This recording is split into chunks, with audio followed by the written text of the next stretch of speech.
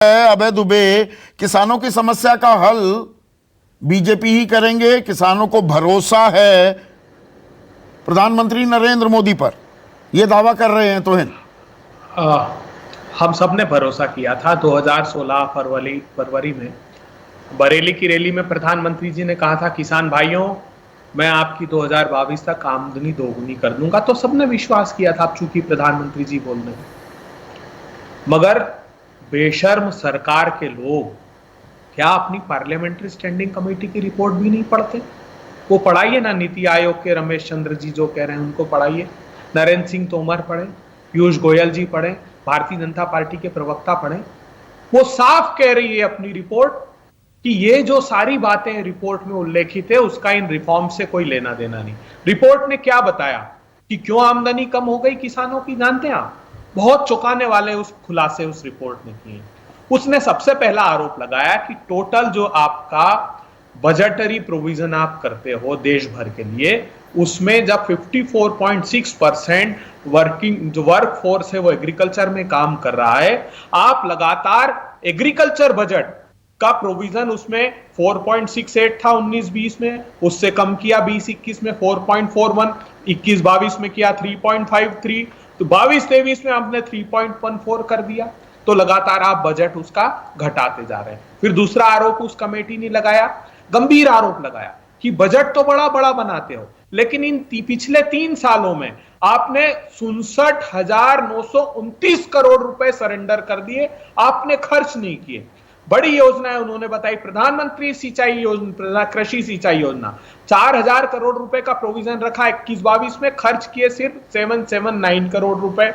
National food security mission 2,096 crore का provision रखा, खर्च किए सिर्फ 594 करोड़ रुपए। राष्ट्रीय कृषि विकास योजना 3,712 करोड़ रुपए का प्रोविजन रखा, खर्च किए सिर्फ 1,100 करोड़ रुपए। सारी स्कीम्स का बताया।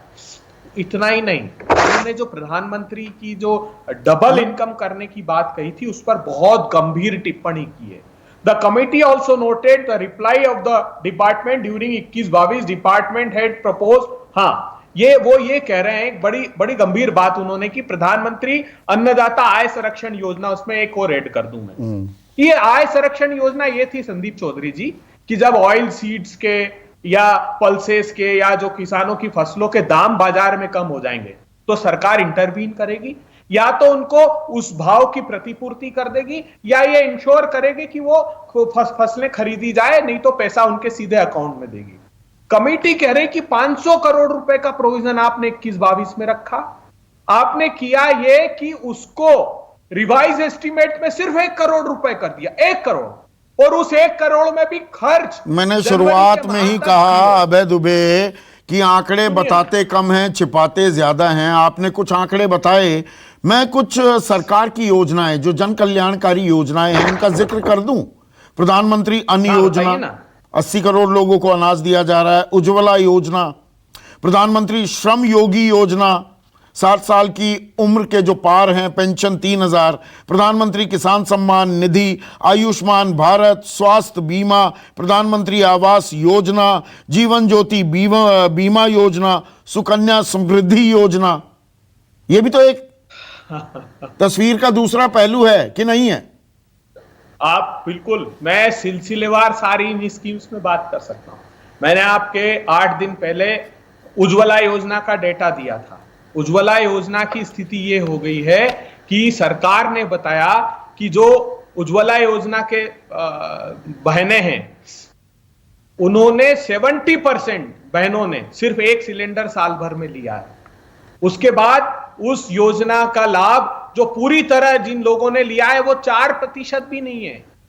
ये सच्चाई है। प्रधानमंत्री आपने कहा कि नहीं, पर मुद्दे पर रहते हैं।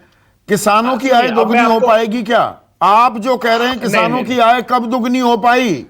किसान की आय, और यहां पर देवेंद्र शर्मा बैठे हैं, 1971 की बात करूं तो 1971 से 2015 के बीच किसानों की आय बढ़ी 19 गुना, और एक सरकारी कर्मचारी, एक सरकारी मुलाजिम, उसकी तनख्वाहें भी 150 से 200 गुना बढ़ गई।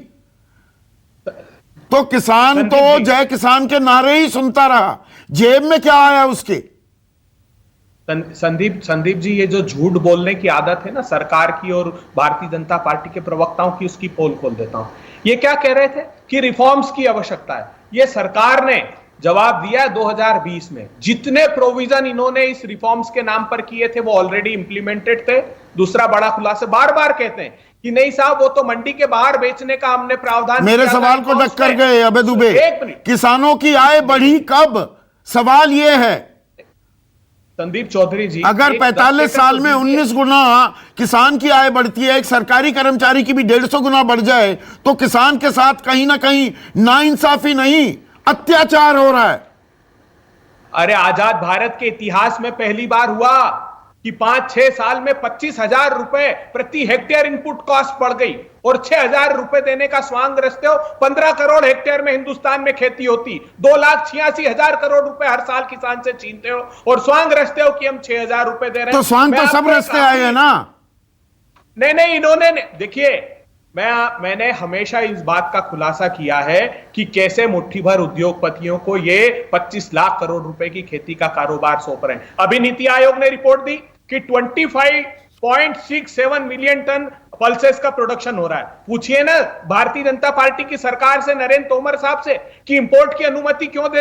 इनसे तो पूछूंगा, आपसे भी पूछ रहा हूं, पहले क्या हुआ? किसान को कब लाभकारी मूल्य मिला? संदीप चौधरी जी, हमने क्या किया है? अगर आपने एमएसपी को कानूनी जामा पहना दिया था क्या?